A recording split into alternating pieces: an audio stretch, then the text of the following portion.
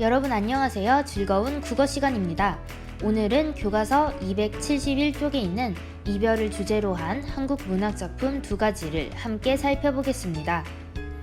271쪽을 펴보면 어떤 작품들이 있나요?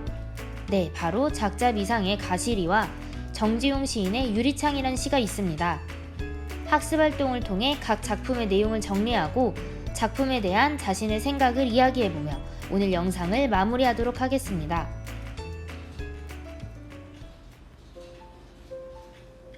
가시리, 작자 미상. 가시리 있고 나는 발이고 가시리 있고 나는 위 증질과 대평성대. 날러는 어띠 살라하고 발이고 가시리 있고 나는 위 증질과 대평성대. 잡사와 두어리만하는 선하면 아니올시라 위 증질과 대평성대. 셔루님 보내엄나니 나는 가시는 듯 도셔오쇼셔 나는 위 증질과 대평성대. 이 작품은 작자 미상의 고려 소교로 사랑하는 임과의 이별의 슬픔을 노래한 시가입니다. 사랑하는 임을 어쩔 수 없이 떠나보내는 애절한 심정을 가시렵니까 짧은 노래로 절절히 표현하고 있습니다. 그럼 학습활동 1번을 풀어볼까요? 1. 가시리를 읽고 다음 활동을 해보자. 후렴구를 기준으로 가시리의 내용을 다음과 같이 네 부분으로 나누어 정리해보자. 후렴구를 기준으로 내용을 정리해보자고 하고 있습니다. 후렴구는 시에서 반복해서 나타나는 부분으로 가시리에서는 위 증질과 대평성대가 되겠죠. 그리고 내용을 네 부분으로 나누어 각각 기승전결이라고 이름을 붙였네요. 기승전결. 가시리는 한 시와 같은 기승전결의 구성을 취하고 있습니다. 그래서 기승전결의 흐름에 따라 시의 내용을 정리해보려고 하는데요. 기승전결이 무엇일까요? 옆에 도움말을 통해 힌트를 얻어봅시다. 가시리는 기승전결의 짜임새가 돋보이는 작품이다. 짜임새는 구성과 같은 뜻입니다.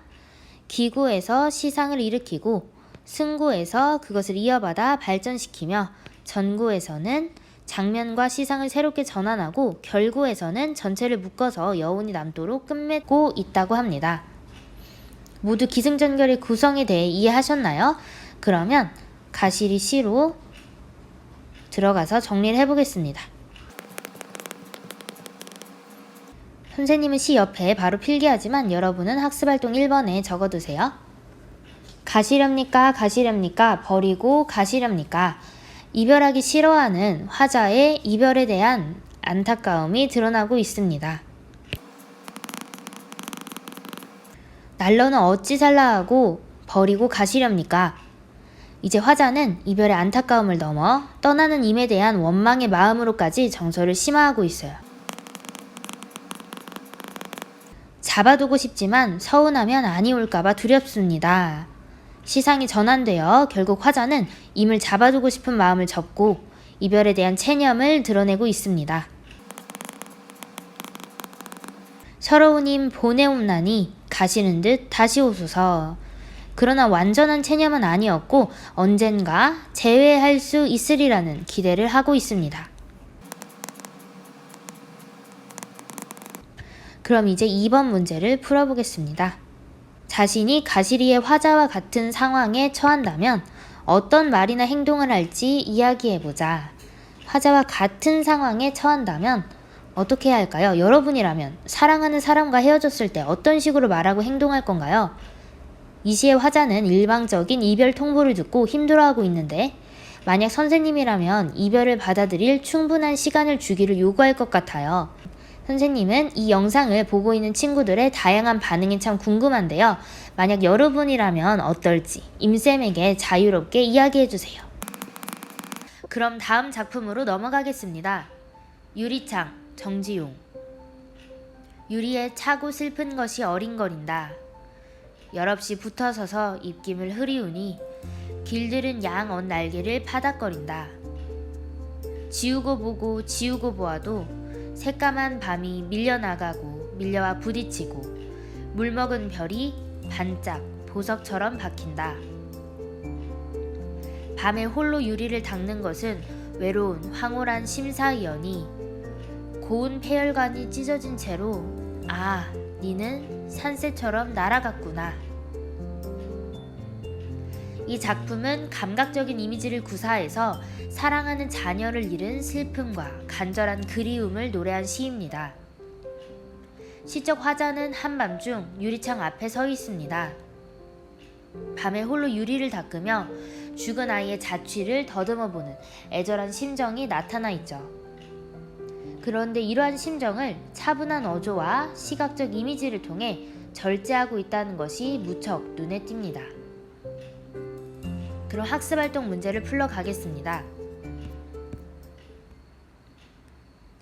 유리창을 읽고 다음 활동을 해보자. 다음 시어들을 주목하여 산새로 빗댄 대상이 화자에게 어떤 존재인지 구체적으로 상상하여 말해보자. 제시된 시어들은 시에서 어떤 느낌을 주고 있나요? 제시된 단어들의 어감이나 이미지에 주목해서 산새가 화자에게 어떤 존재로 느껴지는지 이야기해 봅시다. 어린거린다, 파닥거린다. 어떤가요, 여러분?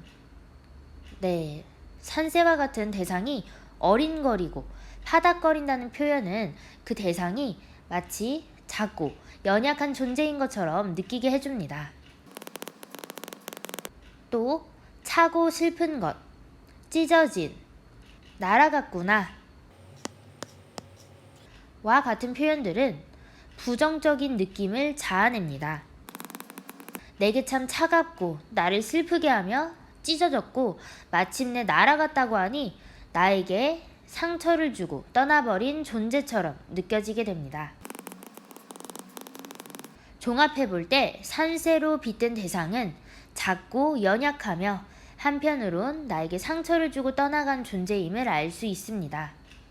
다음으로 2번 문제 보겠습니다. 화자가 외로운, 황홀한 심사라고 한 이유가 무엇인지 이야기해보자. 외로운, 그리고 황홀한?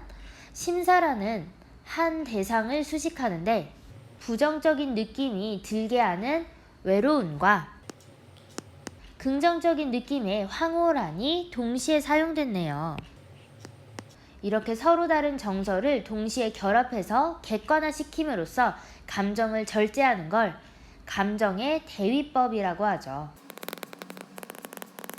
먼저 시인은 왜 밤에 홀로 유리를 닦는 것을 외로운 심사, 마음이라고 했을까요? 네, 죽은 아이의 부재를 실감하는 고독을 느꼈기 때문일 거예요. 한편으로 황홀한 마음을 느끼는 건 밤에 홀로 유리를 닦으면서 유리에 비치는 환영으로 남아 죽은 아이와 만날 수 있었기 때문이에요. 기뻤겠죠? 외로운이라는 감정에 황홀한이라는 감정을 덧붙이면서 죽은 아이로 인해 화자가 느끼는 외로움의 감정이 황홀함의 감정에 의해 절제되고 있습니다. 이처럼 밤에 유리를 닦는 것은 죽은 아이의 영상을 보기 위한 시적 화자의 안타까운 몸짓이에요. 시적 화자는 이를 통해 아이를 떠올려보는 기쁨과 함께 죽은 아이의 부재를 실감하는 고독을 느끼게 되고 이렇게 죽은 자식에 대한 슬픔, 그리움을 강조하는 효과를 드러내고 있었습니다. 마지막으로 275쪽의 2번 문제를 보겠습니다. 다음은 가시리와 유리창을 읽은 두 학생의 대화이다. 두 학생의 생각에 의견을 덧붙이거나 인상적인 부분을 새롭게 찾아 자신의 생각을 말해보자. 의견을 덧붙이거나 인상적인 부분을 새롭게 찾자고 하고 있네요. 첫 번째 학생의 말을 보면 가시리에서 가시는 듯 도셔오쇼셔 라는 표현은 정말 절묘해. 어쩔 수 없이 임을 보내드리니 가는 신용만 하고 얼른 다시 오라는 거잖아. 듯에서 그 묘미가 잘 살아나고 있어 라고 하고 있네요. 첫 번째 학생의 생각 외에도 선생님이 가시리에서 인상적이었던 부분을 새롭게 찾아 얘기해보면 나는 어찌 살라고 라고 말하는 부분입니다. 임에 대한 원망과 화자의 한껏 고조된 감정이 드러났기 때문이에요. 두 번째 학생의 말을 보면 난 유리창에서 반짝이라는 표현이 마음에 들어. 유리창에 입김을 불다가 맺힌 눈물 때문에 유리창이 비친 것들이 반짝하는 것처럼 느껴졌나 봐 라고 하고 있네요. 두 번째 학생의 생각에 선생님의 의견을 덧붙여 보자면 선생님도 반짝이라는 표현이 참 마음에 들었어요. 시적 상황이 더욱 선명하고 또 감각적으로 다가오게 만들었기 때문입니다. 그래서 여기까지 해서 오늘 수업을 마치겠고요. 좋아요와 구독 잊지 마시고 다음에 또 만나요. 안녕.